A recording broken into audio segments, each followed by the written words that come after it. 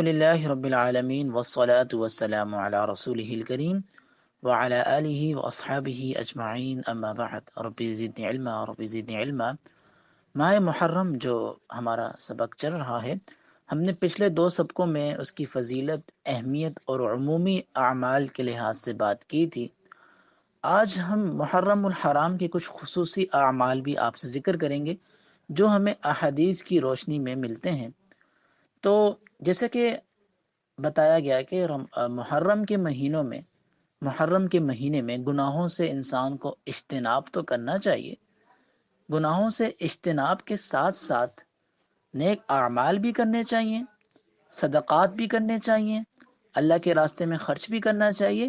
لیکن اس کے ساتھ جو محرم کا مہینہ ہے، اس میں اور خصوصی اعمال بھی ہیں جو احادیث میں بیان ہوئے ہیں۔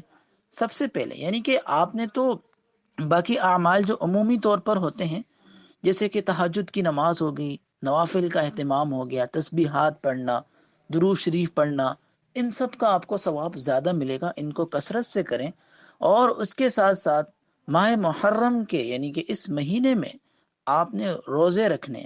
دیکھیں، روزے نفلی ثواب کے کام، یعنی نفلی روزے رکھنا پورے سال میں آپ کسی بھی مہینے میں نفلی روزے رکھیں، آپ کو ثواب ملتا ہے۔ بالخصوص آپ پیر اور جمعرات کے دن اگر نفلی روزہ رکھتے ہیں تو یہ نبی کریم صلی اللہ علیہ وسلم کی سنت بھی ہے، آپ پیر اور جمعرات کو روزہ رکھا کرتے تھے۔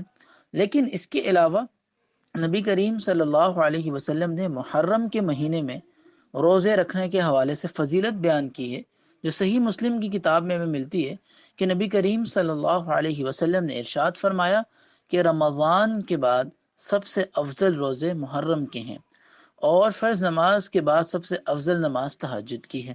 بہرحال اس میں جو حدیث میں جو پوائنٹ کرنے والی بات ہے وہ یہ ہے کہ نبی کریم صلی اللہ علیہ وسلم نے محرم کے روزوں کو افضل بتلایا ہے رمضان کے مہینے کے بعد، یعنی فرسٹ آف آل رمضان کا مہینہ ہے، رمضان کے مہینے کے روزے بہت عظیم ہیں۔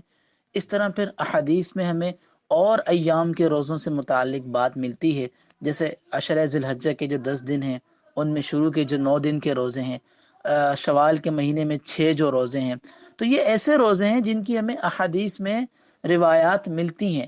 تو محرم کے روزوں کے حوالے سے بھی روایت مل گئی کہ محرم کے روزے بھی افضل ترین روزے ہیں رمضان کے بعد۔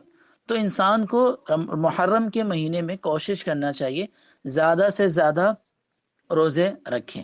اب جیسا کہ ہم جانتے ہیں یوم عاشورہ 10 محرم کا دن، یہ اس دن جو روزہ رکھا جاتا ہے اور اس کے ساتھ ایک روزہ ملانا پڑتا ہے جس پر ہم تفصیل سے بات بھی کریں گے، تو یہ جو عاشورہ کا روزہ ہے یہ بہت زیادہ فضیلت کا حامل ہے، جس کے بارے میں یعنی کہ جو محرم کا 10واں روزہ ہے، ایک تو پورے محرم کے روزے ہیں، پھر محرم کے اندر 10ویں تاریخ کا جو روزہ ہے اس پر ہمیں حدیث ملتی ہے بخاری کی، نہیں صحیح مسلم کی حدیث ہے کہ رسول اللہ صلی اللہ علیہ وسلم نے ارشاد فرمایا کہ جو اس دن کا یعنی عاشورہ کے دن کا روزہ رکھے گا تو اللہ تعالیٰ اس کے پچھلے 1 سال کے صغیرہ گناہ معاف کر دیں گے۔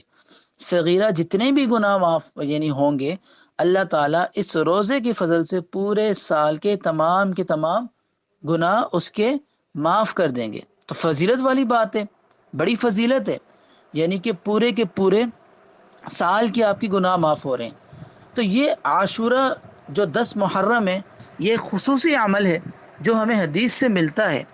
اور یوم عاشورہ کی ایک تاریخ ہے، یہ نہیں ہے کہ یہ امام حسین رضی اللہ تعالیٰ عنہ کے واقعے کی وجہ سے یہ خاص ہو گیا، نہیں، آپ صلی اللہ علیہ وسلم کی حیات میں تو امام حسین رضی اللہ تعالیٰ عنہ کا واقعہ پیش نہیں آیا تھا۔ تو بہرحال یہ جو 10واں یوم عاشورہ ہے یہ پہلے ہی فضیلت والا تھا۔ ہوا یہ تھا کہ یوم جو عاشورہ تھا اس کے بارے میں ہمیں بخاری میں جو روایتیں ملتی ہیں، یہ 2 حدیثیں جس کا متن میں نے عربی میں یہاں لکھا ہے، ان سے معلوم ہوتا ہے کہ زمانہ جاہلیت میں، جو جاہلیت کا زمانہ تھا، اس میں بھی قریش جو تھے وہ عاشورہ کا روزہ رکھتے تھے، اور یہودی بھی اس دن روزہ رکھتے تھے۔ کیونکہ یہودی کہتے تھے کہ اس دن ہمیں شریعت ملی تھی یا موسیٰ علیہ السلام سے ریلیٹڈ کوئی بات تھی ان کی، جس کی بنیاد پر وہ یہودی روزہ رکھتے تھے۔ تو نبی کریم صلی اللہ علیہ وسلم نے کہا ہم موسیٰ علیہ السلام سے زیادہ محبت کرتے ہیں اور ہم تو ان کے ماننے والوں میں سے ہیں.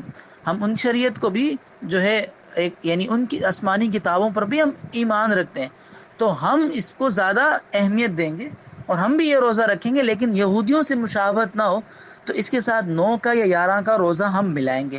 تو گویا جو قریش تھا، قریش پہلے بھی عاشورہ کا روزہ رکھتے تھے، قریش کے اندر یہ اہتمام تھا.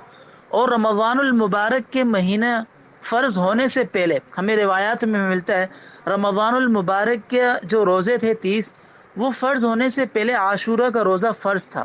یعنی 10 محرم کا روزہ اس کے ساتھ ایک روزہ ملا کر رکھنا، یہ روزہ رکھنا فرض تھا. پھر بعد میں جب رمضان کے روزے فرض ہو گئے تو یہ حکم منسوخ ہو گیا. پھر آپ صلی اللہ علیہ وسلم نے اختیار دے دیا اب کوئی چاہے تو رکھے، نہ چاہے تو نہ رکھے، لیکن رکھنے والوں کے لیے فضیلت بھی بیان کر دی، رکھنے والوں کے لیے فضیلت بھی بیان کر دی.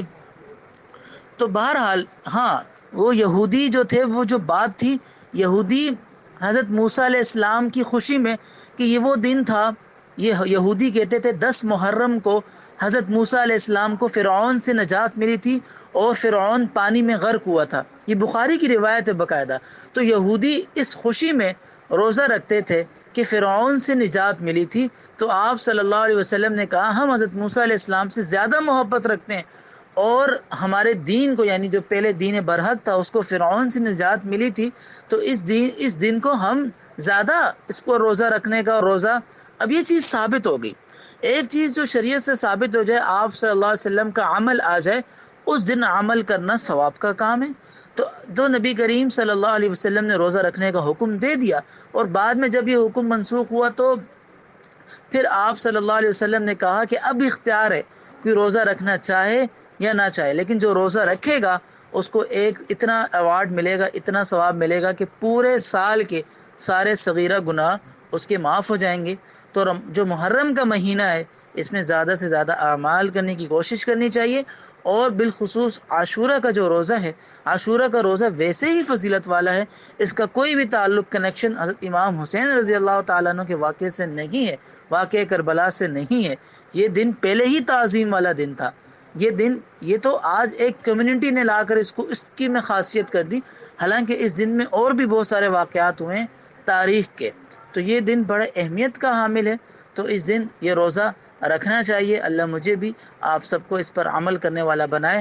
وآخر دعوانا ان الحمد للہ رب العالمین.